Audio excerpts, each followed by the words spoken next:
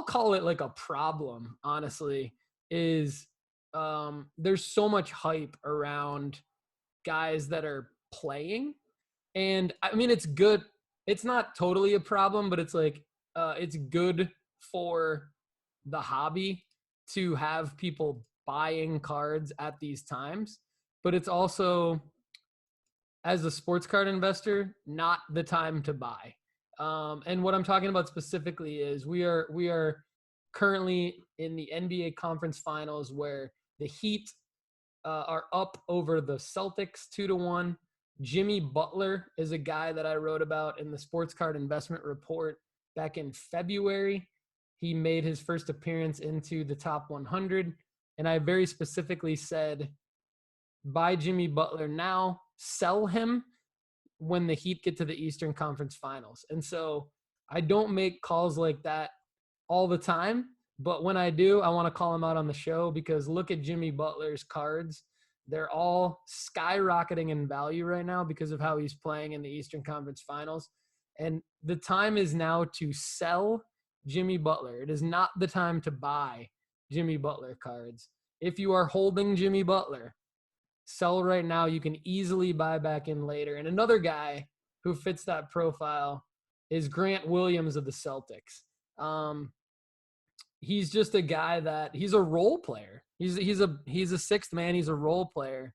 And this is the cool part about sports card investing is like you can make a call like Grant Williams.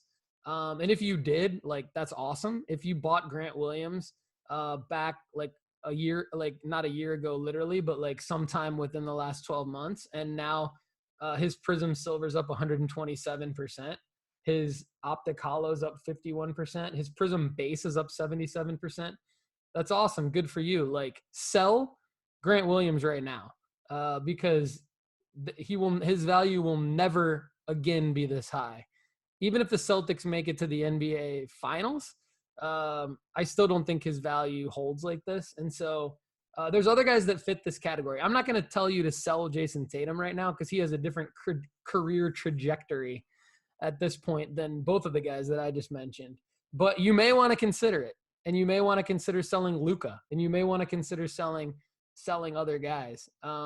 It's not as easy to get your money out always, but Kendall, what's your take on kind of my comments here on the NBA, where we are with the NBA and sort of timing the market? If you don't sell Grant Williams right now, you're playing hot potato and you're about to get burned.